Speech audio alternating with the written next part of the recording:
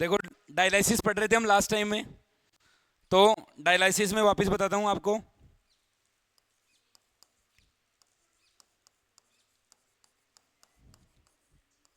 देखो, डायलिसिस एक किडनी का रोग है, वृक्क का होने वाला रोग है। अगर किडनी फेल हो जाती है, फेल होने का मतलब अपना प्रॉपर काम नहीं करती है, नाइट्रोजन वेस्टेज को बाहर नहीं निकालती है, उस कंडीशन में हम करते हैं डायलिसिस। डायलिसिस में करते क्या है, अपने ब्लड को बाहर निकालते हैं और ब्लड में से नाइट्रोजन वेस्टेज को बाहर निकाल लेंगे, फिर ब्लड को वापस बॉडी के अंदर डाल देंगे। सही।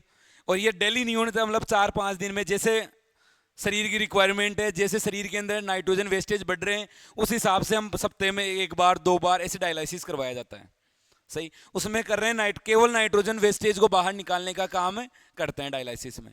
और कब कर रहे हैं, जब किडनी फेल हो जाती है तब हम डायलिसिस करते हैं। तो डायलिसिस के लिए देखना एक बार, हम ये देखे थे, ये मान लो हाथ है, हाथ है, और यहां पर हमने देखा था कि ये एक ब्लड वेसल्स आ रही है यहां से, जिसका नाम दिया था रेडियल आर्टरी। कौन सी? Radial artery. अपने इतना नहीं दे रखा कहां से आती है, पर याद रखना रेडियल आर्टरी से। आप क्या करो, रेडियल आर्टरी से ब्लड को बाहर ले लो, और ब्लड को बाहर लेकर एक मशीन के अंदर डाल लो। और सबसे पहले तो यहां पर क्या करो आप, टेम्परेचर क्या करो, 0 डिग्री। सही। अब मैं यहां पे आपको बताया था कि पहली चीज तो आर्टरी से ही क्यों लेते हैं, क्योंकि आर्टरी में होता है ब्लड प्रेशर, क्योंकि आर्टरियों में प्रेशर होता है हार्ट का दिया हुआ प्रेशर। हार्ट जो जनरेट करता है प्रेशर, वो आर्टरियों में आता है, इसलिए हम आर्टरी को ही बाहर, आर्टरी से ही ब्लड को बाहर लेते हैं। अगर आप वेन से ब्लड को लोगे तो वेन्स में प्रेशर नहीं होता, इसके लिए ड्रॉप ड्रॉप ड्रॉप ब्लड आएगा, तो डायलिसिस नहीं हो पाएगा। दूसरी चीज, रेडियल आर्टरी को ही क्यों लेते हैं, क्योंकि हम ज्यादातर ले रहे हैं सुपरफिशियल आर्टरी। सुपरफिशियल आर्टरी जो अपने को आसानी से दिखाई दे जाए, वो आर्टरी ही लेने की कोशिश करते हैं। सही। अब मैं बताया था इस केस के अंदर अपने 2 आर्टरी होती है जो सुपरफिशियल दिखाई देती है। ये तो कैरोटिड आर्टरी जो ब्रेन को ब्लड सप्लाई करती है, एक होती है रेडियल आर्टरी जो हाथ में पाई जा रही है। अगर आप कैरोटिड आर्टरी से ब्लड लेने लग गए तो उससे प्रॉब्लम क्या होगी, अपना मेन ऑर्गन है ब्रेन, उसको ब्लड सप्लाई नहीं होगी, तो ब्रेन के फेलियर होने के चांस हो जाएंगे उससे। और कैरोटिड आर्टरी से ही क्यों ले रहे हैं, क्योंकि हाथ से जा रहे हैं, यहाँ पे कोई दिक्कत वाली बात नहीं है, थोड़ा हाथ को रिलैक्स रखो। थोड़े टाइम के बाद में अगर ये मान लो फेल भी हो जाए कल को, तो कोई दिक्कत वाली बात नहीं है, ब्रेन फेल नहीं होना चाहिए। कहीं आप हीमोडायलिसिस करने निकले और आपने ब्रेन फेल करवा दिया तो प्रॉब्लम हो जाएगी, तो ऐसी प्रॉब्लम नहीं होनी चाहिए। इसके लिए लेते हैं हम रेडियल आर्टरी से ही, या एओटा से तो मत निकाल लेना, एओटा तो बहुत नीचे की तरफ है, तो वहां से तो निकाल ही नहीं सकते। या फिल्मों में देखा होगा आपने, ऐसे हाथ काटते हैं, हाथ काटते हैं तो मर जाते हैं उससे, तो ये रेडियल आर्टरी को ही काटते हैं, फिर वो मर गए। अब देखो, मैंने बताया टेम्परेचर को हम करेंगे 0 डिग्री। क्यों करेंगे टेम्परेचर को 0 डिग्री, क्योंकि जो ब्लड का थक्का बनाने में, सही, उसको जमाने वाले एंजाइम्स होते हैं वो काम नहीं करें। क्योंकि अगर आप 0 डिग्री कर दिए तो क्या हो जाएंगे, ये इनएक्टिव हो जाएंगे, एंजाइम्स इससे क्या हो जाएगा, इनएक्टिव। एंजाइम्स इनएक्टिव हो जाएंगे। अगर एंजाइम्स इनएक्टिव हो गए तो उससे क्या होगा, जो ब्लड जमेगा नहीं, क्लोटिंग नहीं होगी ब्लड की, क्लोटिंग को रोकने के लिए और एंटीकोगुलेंट मिलाते हैं इसके अंदर। क्या मिला रहे हैं, एंटीकोगुलेंट।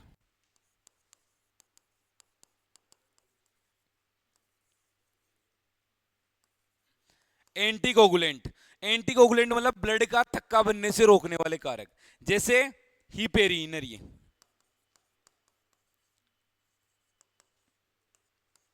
हिपेरिन मिला दिया। अब एक काम करो आप, यहां पे होती है एक मशीन ऐसे,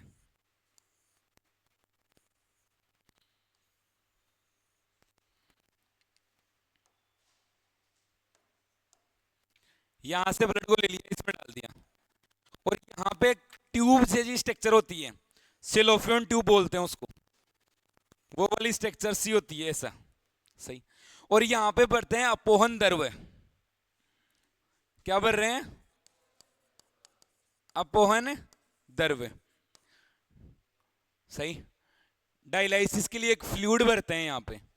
इस अपोहन द्रव्य में क्या होता है, देखो नाइट्रोजन वेस्टेज नहीं होंगे, प्लाज्मा के समान होगा। आइसोटोनिक किसके समान होगा, प्लाज्मा के समान। तो ये प्लाज्मा के समान, प्लाज्मा के समान है, पर नाइट्रोजन अपशिष्ट नहीं है।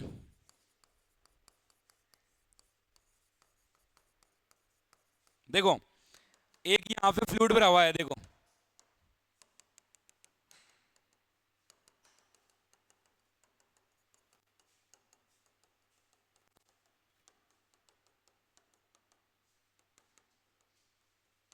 यहां पे फ्लूइड भरा हुआ है, ये सेम प्लाज्मा के समान है, बस नाइट्रोजन अपशिष्ट नहीं है। तो इससे क्या होगा, देखो यहां पे जो ब्लड आया है, अब आपको पता है आरबीसी ये तो बाहर निकलेगी नहीं, प्लाज्मा वाला पार्ट बाहर निकल सकता है। और प्लाज्मा में से भी देखो, प्लाज्मा प्रोटीन और वाटर तो बाहर नहीं निकलेगा। क्यों नहीं निकलेगा, क्योंकि इधर भी सेम है इधर भी सेम है, समान विलियन है तो निकल जाएगा। पर देखो इन दोनों में से नाइट्रोजन वेस्टेज ए में ज्यादा है या बी में, ए में ज्यादा है या बी में, ए में। यहां पे नाइट्रोजन वेस्टेज ज्यादा है और यहां पे बिल्कुल भी नहीं है, तो ज्यादा से किधर की तरफ आ जाएंगे, ये कम की तरफ, इधर आ गए, इस फ्लूइड के अंदर आ गए। तो अब यहां से जो ब्लड निकलेगा अपने पास, जो यहां से ब्लड निकल के गया, इस ब्लड में नाइट्रोजन वेस्टेज रहेंगे या नहीं रहेंगे, नहीं रहेंगे। किडनी भी क्या काम कर रही थी, नाइट्रोजन वेस्टेज को बाहर निकालने का काम कर रही थी। अब यहां से निकल के चलेगी तो नाइट्रोजन वेस्टेज यहां पे नहीं रहेंगे। अब नाइट्रोजन वेस्टेज नहीं रहेंगे, अब क्या बताओ, आप सीधा इसको डाल दोगे क्या शरीर में, नहीं, मत डाल देना, नहीं फिर मर जाएगा आदमी। सबसे पहले काम करो, एक मशीन में वापस लाओ इसको। पहले आपने बॉडी टेम्परेचर कितना किया था इसका, 0। अब इसका बॉडी टेम्परेचर के समान करो, टेम्परेचर 25 होता है, सही। जितना अपने बॉडी का टेम्परेचर है उतना वो करो, और एंटी हिपेरिन डालो इसके अंदर।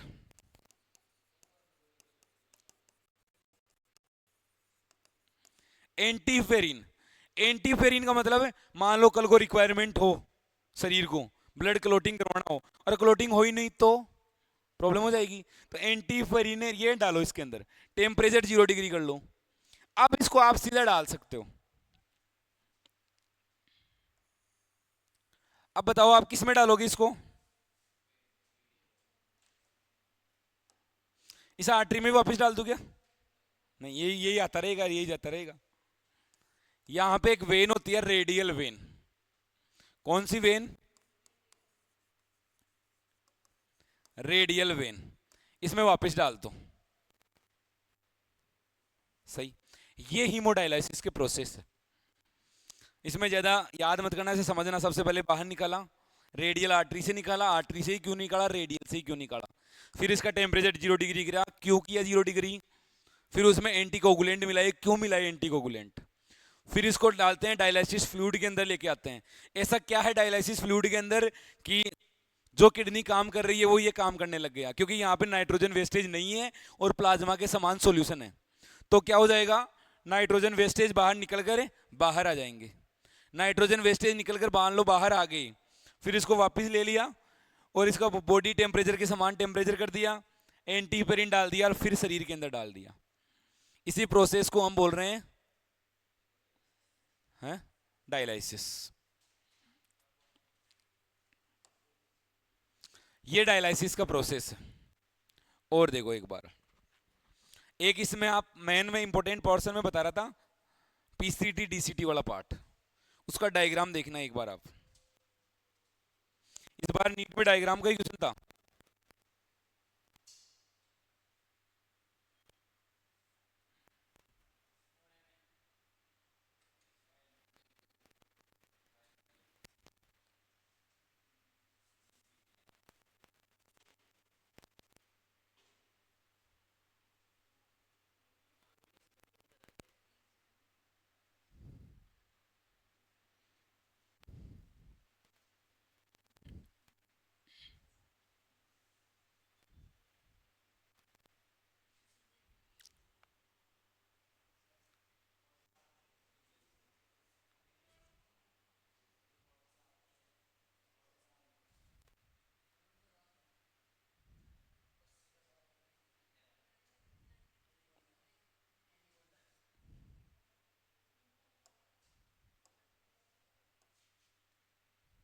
देखो, मैं पहले भी बताया था आपको, ये कौन सा पार्ट हो गया, अफ्रेंट, और ये इफ्रेंट, और ये वाला पार्ट कौन सा हो गया, बोमन्स कैप्सूल्स। यहां पे प्रेशर की वजह से फिल्ट्रेट बन के यहां पे आ गया, और ये वाला पार्ट कौन सा हो गया,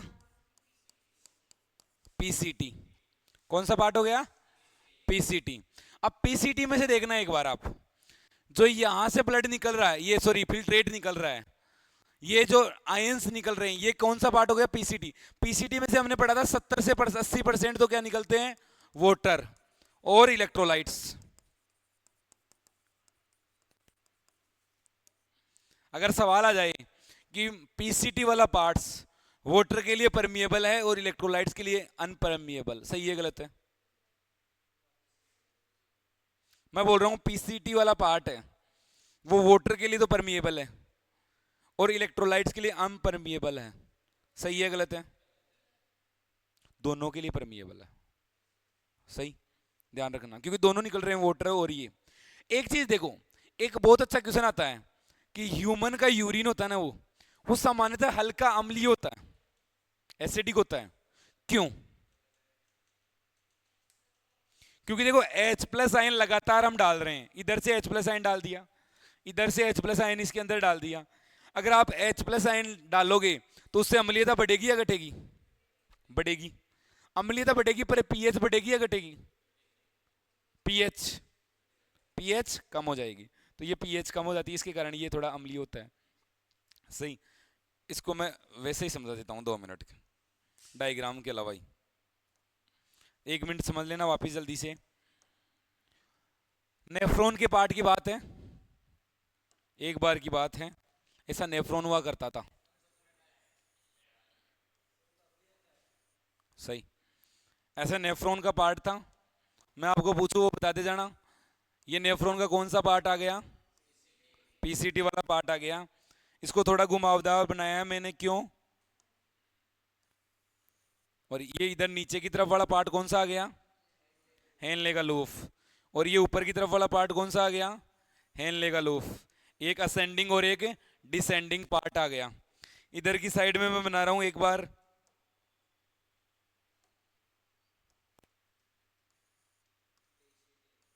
ये कौन सा पार्ट आ गया, डीसीटी,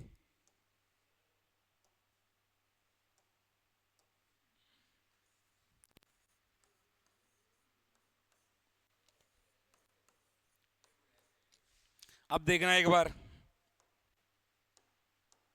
यहां से जो ब्लड को लेके आती है वो कौन सी होती है, अफ्रेंट आर्ट्रियोल्स, अफ्रेंट आर्ट्रियोल्स, और जो ब्लड को यहां से लेके जाती है वो कौन सी होती है, इफ्रेंट आर्ट्रियोल्स, सही।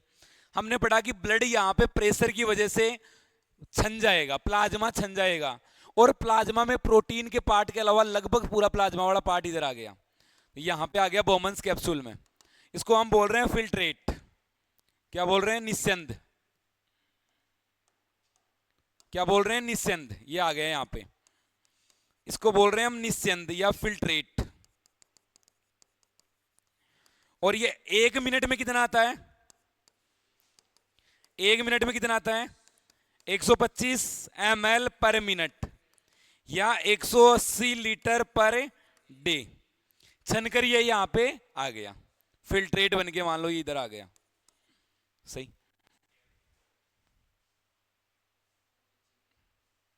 एक minute,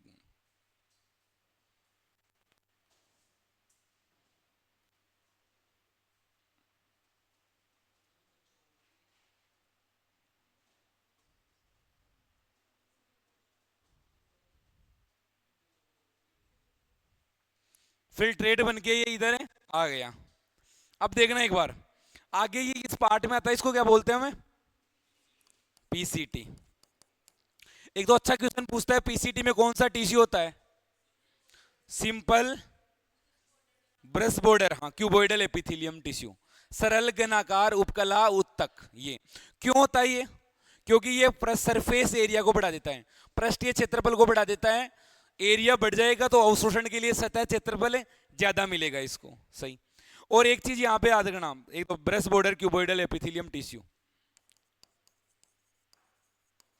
breast border cuboidal epithelium tissue. एक ध्यान रखना यहां पे breast border cuboidal epithelium tissue है। एक इधर ध्यान रखना अपने कि ये 70 से 80% वाटर एंड इलेक्ट्रोलाइट्स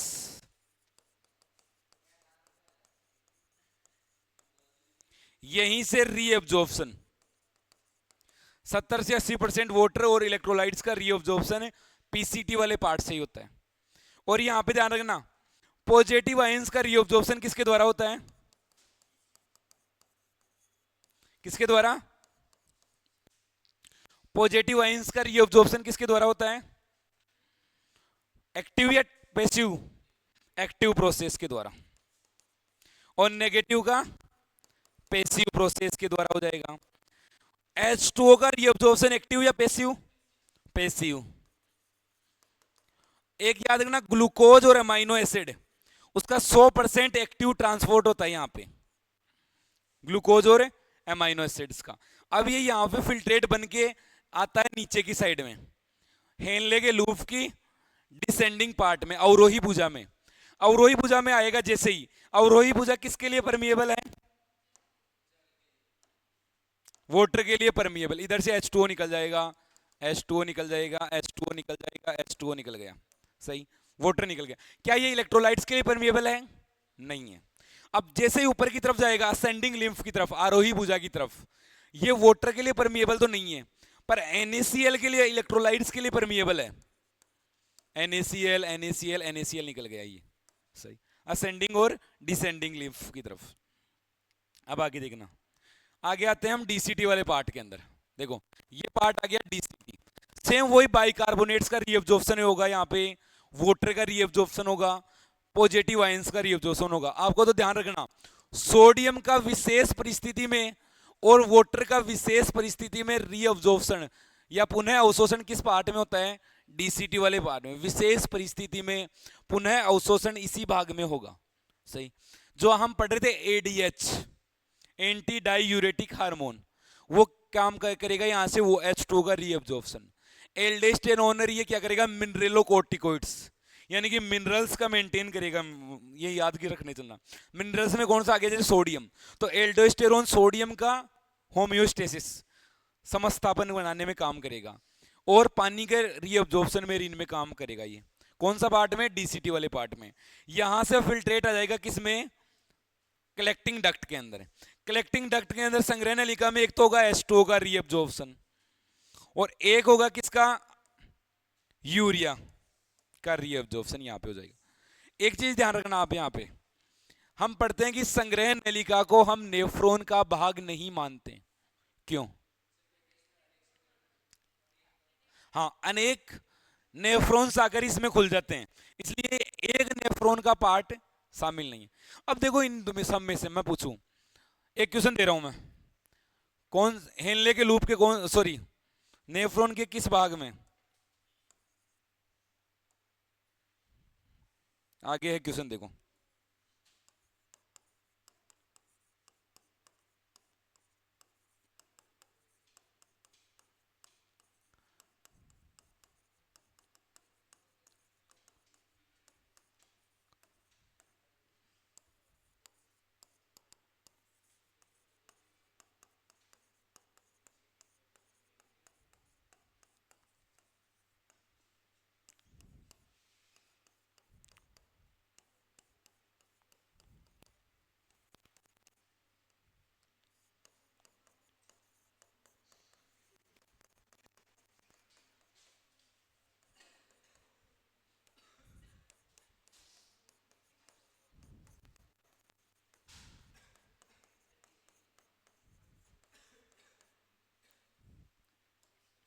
बताओ सही आंसर। डीसीटी कौन सा होगा? LOH मतलब लूप ऑफ हेनले की आरोही, मतलब असेंडिंग पार्ट। अब देखो इसको कैसे करना है, क्योंकि आरोही भाग किसके लिए अपारगम्य है? जल के लिए। इसका मतलब जल तो वहां से बाहर से नहीं निकल सकता, निकलेगा क्या? इलेक्ट्रोलाइट्स। अब इलेक्ट्रोलाइट्स में NaCl दे रखा था, अब फिर मैं बता रहा हूं 70 से 80% इलेक्ट्रोलाइट्स तो कहां से निकल चुके हैं? पीसीटी से। आप ये भी पढ़ते हो कुछ इलेक्ट्रोलाइट्स निकलते हैं डीसीटी से। अब थोड़े बहुत इलेक्ट्रोलाइट्स बचते हैं, वही तो निकलते हैं किससे? इसमें असेंडिंग पार्ट से। पानी के लिए परमिएबल है नहीं, तो पानी तो यहां से निकल सकता नहीं। और मैक्सिमम फिल्ट्रेट में आता क्या है? निस्संदेह में आता क्या? पानी आता है सबसे ज्यादा, 180 लीटर हम बता रहे हैं, तो ज्यादा से ज्यादा पानी तो आता है। अब पानी ही नहीं निकल रहा तो सबसे कम अवशोषण तो यहीं पे होगा। अगर इसी में पूछ ले सबसे अधिक अवशोषण, हाँ हाँ बताओ, तुम बताओ। हाँ गलती करने वाले तो मैं बताऊं, नेफ्रॉन के किस भाग में सबसे, यहां पे मैं लिख देता हूं अधिक।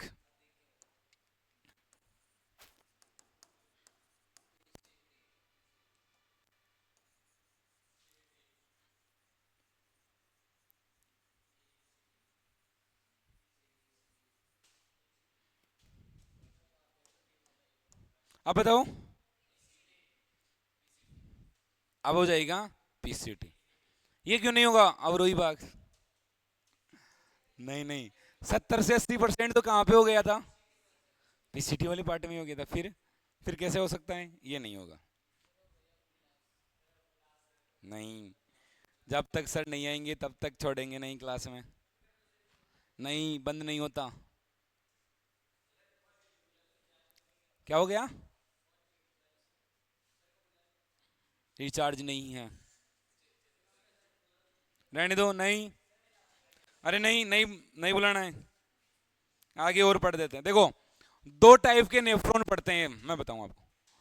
एक तो जक्सा मेडुलरी नेफ्रॉन और एक कोर्टिकल नेफ्रॉन, ये पढ़ते हैं दो टाइप के। तो नेफ्रॉन के टाइप्स,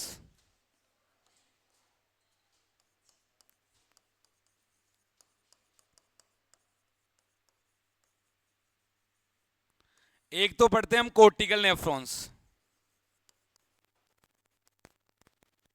और एक पढ़ते हैं जक्सा मेडुलरी।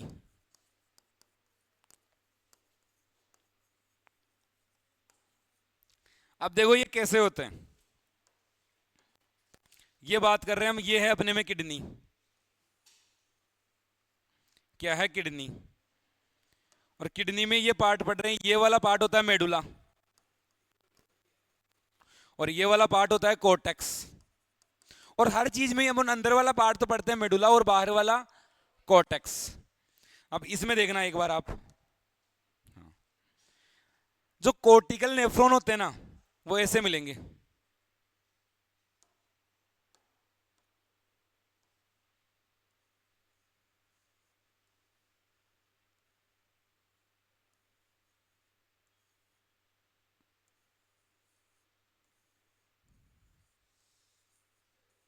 ऐसे।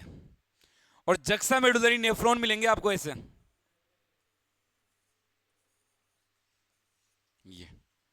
मतलब आप यहां से देखो, कोर्टिकल नेफ्रॉन में लूप ऑफ एनले छोटा होता है, जबकि जक्सा मेडुलरी नेफ्रॉन्स में लूप ऑफ एनले बड़ा होता है, और मेडुला तक दसा हुआ रहता है। कहां तक है? मेडुला तक गया हुआ रहता है। इसमें देखो ये संख्या में ज्यादा होते हैं। मनुष्य की बात करें ना हम, अपने में लगभग 80% तक, लगभग 80% तक ये है। ये तो 15 से 20% ही है। अब एक चीज बताओ, मैं बता रहा हूं इसमें तो हेनले हेनले हेनले का लूप छोटा है, और यहां पे हेनले का लूप बड़ा है। अधिक सांद्रित मूत्र कहां पे बनेगा? इसमें या इसमें? कोर्टिकल या जक्सा मेडुलरी में? क्योंकि हेलने का लूप बड़ा है, तो कंसंट्रेशन भी जैसे जैसे नीचे जाओगे बढ़ती जाएगी। 1200 1800 गई, 2000 गई मान लो, और पानी निकलता रहेगा, तो यूरिन ज्यादा कंसंट्रेट बन जाएगा। यहां पे यूरिन कम से कम कंसंट्रेट रहेगा।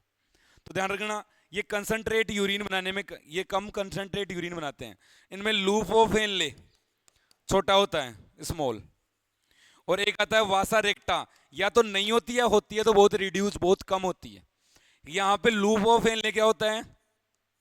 बड़ा, लार्ज। और वासा रेक्टा उपस्थित होती है इसके अंदर, ध्यान रखना। सही। अब देखो एक सवाल मैं आपको पूछता हूं मैं, एक सवाल मैं ऐसे ही कर रहा हूं आपको। मान लो मैं नेफ्रॉन के लूप ऑफ फैलने को काट दूं, तो यूरिन फॉर्मेशन के ऊपर क्या प्रभाव पड़ेगा? लूप ऑफ फैलने को मैं कट कर रहा हूं, तो यूरिन के बनने के ऊपर क्या प्रभाव पड़ेगा? ज्यादा बन जाएगा। मतलब ऐसे बताओ, ज्यादा कंसंट्रेट बनेगा, कम कंसंट्रेट बनेगा, डाइल्यूट बनेगा, ज्यादा डाइल्यूट बनेगा, ऐसे बताओ। सही, डाइल्यूट बन जाएगा, ज्यादा पानी की ज्यादा हो जाएगा, कंसंट्रेट यूरिन नहीं बने। क्यों? क्योंकि लूप ऑफ वेल ने कर क्या रहा था है? हाँ, तो वो क्या कर रहा था? पानी को कंसंट्रेट, ये यूरिन को कंसंट्रेशन का काम कर रहा था। आपने उसी को काट दिया, अब वो कंसंट्रेट नहीं करेगा। कंसंट्रेट नहीं करेगा तो उससे दिक्कत हो जाएगी। आपने उसको काट दिया तो यूरिन डाइल्यूट होकर बाहर निकल जाएगा, पानी की कमी हो जाएगी। एक रोग आता है, उसका नाम देखो, मैं बोल रहा हूं डायबिटीज इंसिपिडस, और एक रोग है डायबिटीज मेलाइटस। दोनों में अंतर क्या है? Diabetes mellitus and diabetes insipidus.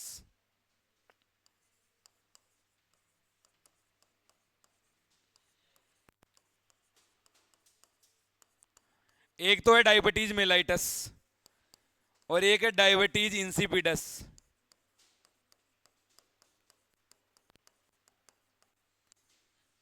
दोनों में देखो, डायबिटीज मेलाइटस क्या होता है, डायबिटीज इंसिपिडस क्या होता है। जो शुगर पढ़ते हैं हम, मधुमेह, वो कौन सा है? Diabetes mellitus. इसका मतलब तो होगा मूत्र में ग्लूकोज या शर्करा। शर्करा। डायबिटीज इंसिपिडस का मतलब क्या हो गया? पोलीयूरिया।